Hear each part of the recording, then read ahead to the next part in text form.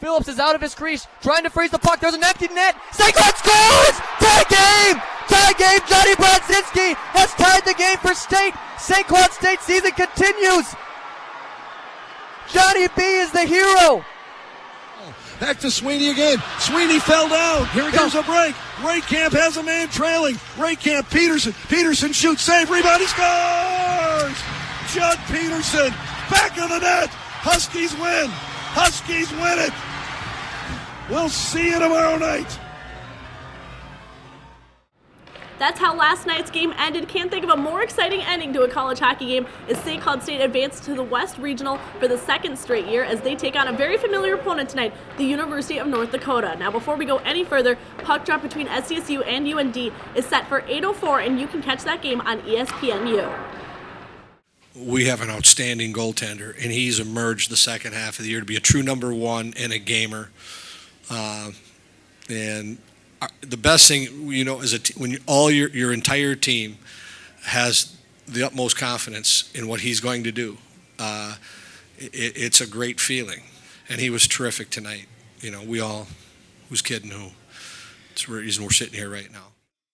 Back here now with Declan Goff from KVSC and Mick Hatten from the St. Cloud Times. Now, talking about what Bob Motzko was saying, Charlie Lindgren played phenomenal last night. Obviously, Johnny Brodzinski and Judd Peterson's goals were huge in the game, but Charlie had 36 saves on the night and pretty much how he's been playing all the postseason. Yeah, you heard Bob Motzko in the postgame talk about just how important Charlie Lindgren is to this team, and he's been their rock, and he's arguably been their MVP. I think he's been their best player up and down throughout the beginning of the season. He gets a chance to win every single night, and yeah, he carried the team last night, 36, 37 saves.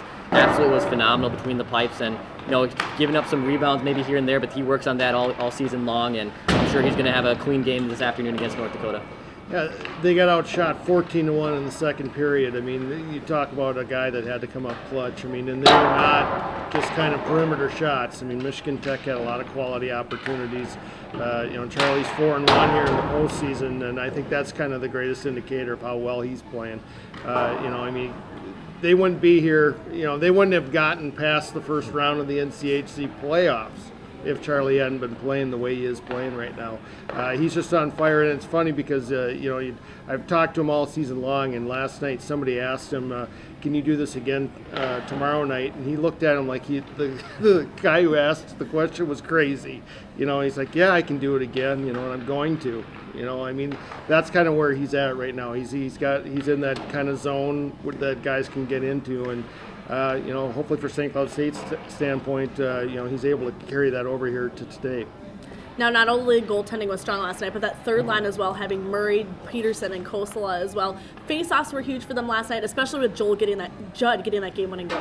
Yeah, Judd Peterson had just a terrific game. Even before the game-winning goal in overtime, he really, I thought, played his best game of hockey of his career last night. He had a terrific game, and having Kosala on that face-off dot is really important. He came back and won 15 out of 22 draws. He was fantastic in the dot, and some of the times the referees pump fake and they kick out Kosalas and they kick out Moyes. When you have Judd Peterson's on that line, I think that really helps St. Cloud State, because you need to win faceoffs to generate offense. You heard Bob Motzko talk about it for years. If you can't get the faceoff wins, your offense just is going to have a tough time setting up. Well, Judd Peterson and Jimmy Murray both played center in junior hockey and in Judd's case and also in high school. So, they're guys that are used to going into the face-off circle. It doesn't bother them if they got to pick it up. Like you said, Callie got kicked out of a number of face-offs last night. But, yeah, Callie was big last night, too.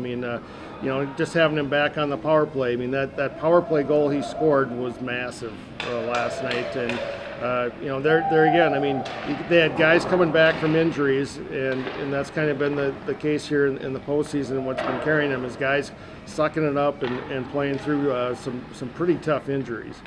Now, moving into tonight's game, definitely not an unfamiliar opponent that St. Cloud State is taking on, as this is the sixth time that SDSU and UND have faced off this season. They faced off last weekend at the Frozen Face-Off. So what do you guys kind of expect, as this is another very common game between these two schools? Yeah, like you said, the sixth meeting.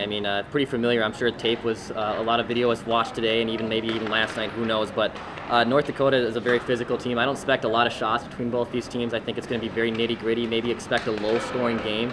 I think both these teams have a lot to obviously play for. The Frozen Four berth North Dakota's trying to get back for the second straight year, and St. Cloud's trying to get there for the second time in 3 seasons. So a lot on the line tonight, but I think physicality will be huge. I think you'll see a lot of that fourth line out there and the third line trying to stop their top offensive players.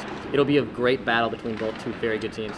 Yeah, the big thing to me is like who's going to get to 3 first. I mean, the team that scored 3 goals in the first 5 games has won each one of these games. So that's apparently a magical number. St. Cloud State is 9-2 when they score 3 goals in a game. I think they're 18-2 when they score 3 or more. So I mean, if St. Cloud can find some way to muster that much offense against North Dakota tonight, they've got a good chance at winning.